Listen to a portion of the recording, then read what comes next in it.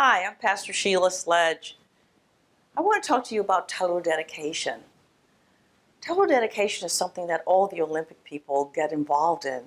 I mean, they exercise and they watch their nutrition and they work at their gifts and their talents every day and in every situation, in every event.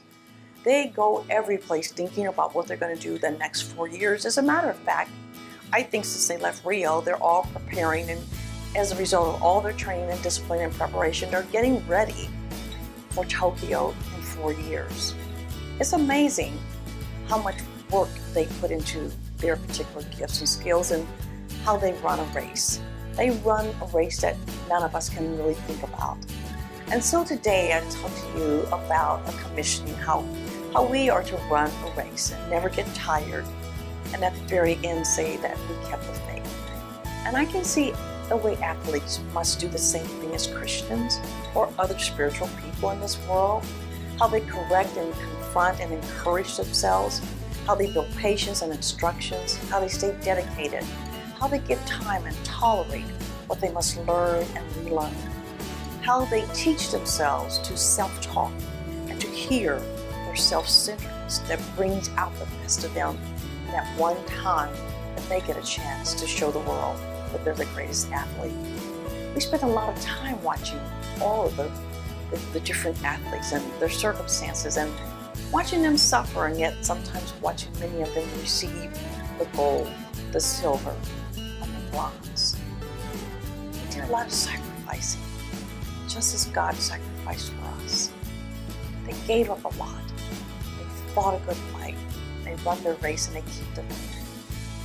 They're waiting on their championship. They want that goal to go back and to show that in all their endurance that they have been judged as the top contender in their particular areas. So I can repeat some of that, and maybe you'll see some of it again in this video.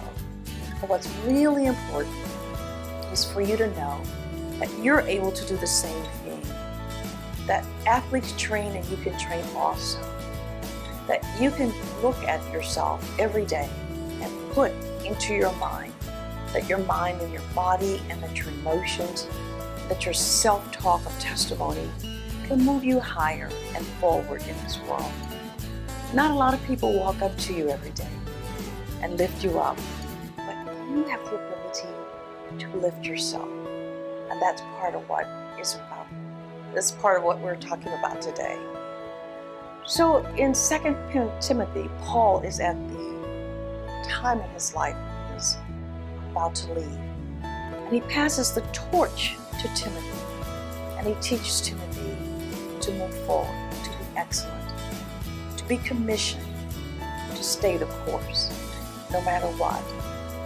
It's so amazing how Timothy has to learn that all that performance that's been going on with Paul has been according to how Paul sees himself and how Paul reinforces within himself to move through all the naysayers every day. Totally dedicated, mentally lined up with the body. You have to remember, whatever you say to yourself mentally, your body hears it. Self-talk is telling yourself things that will impact your action, your attitudes, and your behavior. It is good for you only if you choose to say the right thing for your situation. Jack Canfield writes in his book, "Get to where you want to go by telling yourself that you can see the end result.